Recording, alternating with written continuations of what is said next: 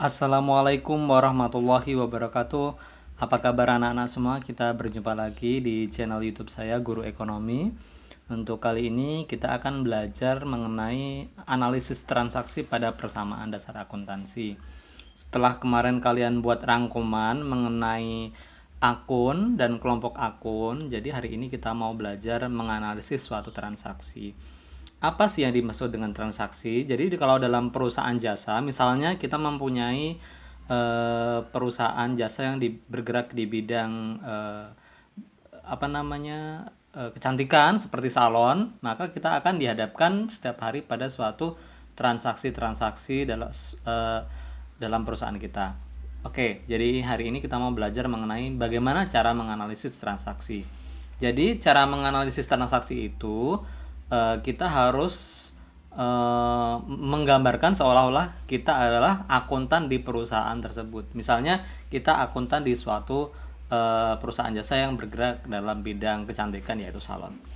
Jadi nanti di sini akan saya berikan suatu rangkuman dalam bentuk tabel terkait dengan analisis transaksi itu. Jadi seperti ini. Jadi nanti ada nomor, ada transaksi, ada akun, ada jumlah, dan ada kelompok akun.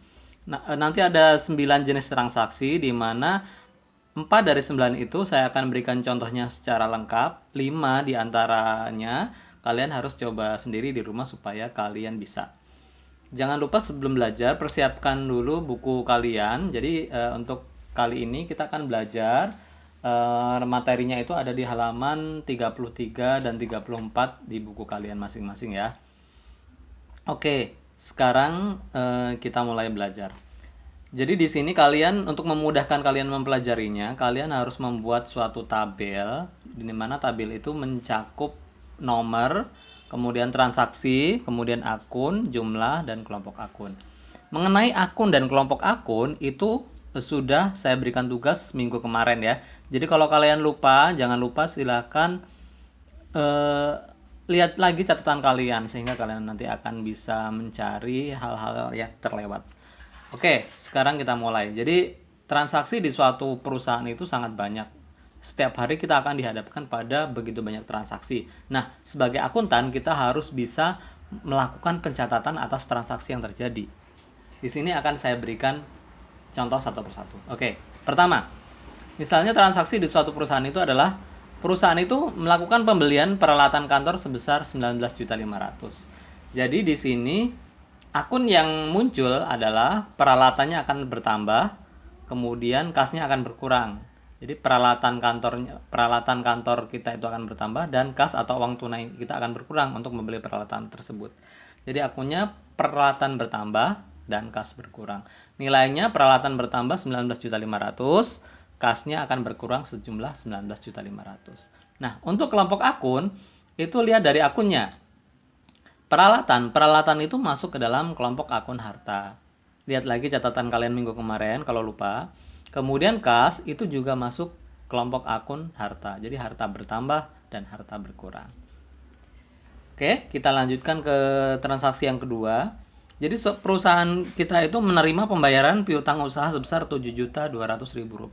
Ini artinya ada pelanggan yang sudah kita berikan jasa kepadanya tapi dia belum membayar, maka itu disebut dengan piutang seperti itu. Nah, ketika dia melunasi hutangnya atau kita menerima pelunasan piutang dari dia, maka yang akan terjadi adalah kas kita akan bertambah sejumlah 7.200.000 dan piutang kita akan berkurang sejumlah 7.200.000. Nah, kas tadi masuk ke dalam kelompok harta, piutang itu masuk ke dalam kelompok harta. Jadi kelompok akunnya harta bertambah, harta berkurang. Yang ketiga, misalnya perusahaan itu menjual gedung kantor yang sudah tidak terpakai seharga Rp895 juta.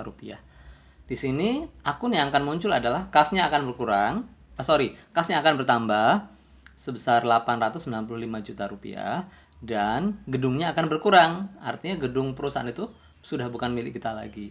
Seharga Rp895 juta.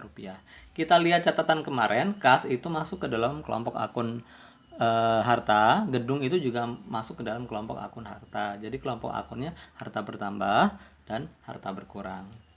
Kita lihat yang nomor 4.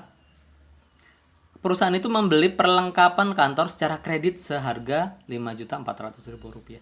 Kalau membeli secara kredit artinya kita tidak mengeluarkan uang kas sama sekali atau uang tunai sama sekali ya. Tapi kita tetap memperoleh perlengkapan, yaitu perlengkapan kita bertambah sejumlah 5.400.000 dan hutang usaha kita akan bertambah karena kita membelinya secara kredit yaitu sebesar Rp5.400.000. Perlengkapan itu masuk ke dalam akun harta, hutang usaha juga masuk hutang usaha masuk ke dalam kelompok akun hutang. Jadi harta bertambah, hutang bertambah. Yang kelima, meminjam uang dari bank sebesar Rp100 juta.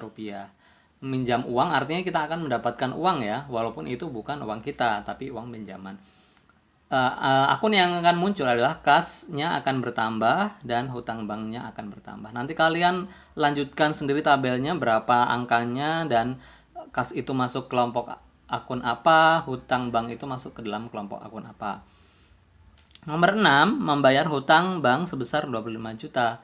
Nah, karena kita membayar hutang berarti uang kita akan berkurang kan? Jadi kasnya berkurang, kemudian hutang bank kita juga akan berkurang. Jadi kalau kita membayar hutang, uang kita berkurang, tapi hutang kita juga berkurang, seperti itu. Nanti angkanya kalian tulis sendiri dan cari kelompok akun dari kas dan hutang bank tersebut. Berikutnya transaksi ke-7. Pemilik menyetor uang ke perusahaan sebesar Rp175 juta. Nah, di sini artinya yang memiliki perusahaan tersebut memberikan uangnya untuk modal perusahaan. Jadi di sini akun yang akan muncul adalah kas bertambah dan modal bertambah. Nah, nanti kalian tulis sendiri jumlah akunnya dan cari kelompok akunnya. Nomor 8, menerima pendapatan usaha sebesar Rp8 juta, yaitu akan berpengaruh pada kas bertambah Rp8 juta. Lanjutkan sendiri nanti kelompok akunnya. Dan modal juga akan bertambah. Sejumlah berapa? Tambahkan sendiri, cari kelompok akunnya. Yang terakhir, perusahaan membayar tagihan listrik sebesar Rp300.000. Ya, karena membayar listrik berarti uangnya akan berkurang ya. Jadi kas berkurang dan modalnya juga akan berkurang sejumlah sesuai yang tertera pada transaksi. Dan cari kelompok akunnya. Seperti itu. Jadi ingat anak-anak, tugas kalian membuat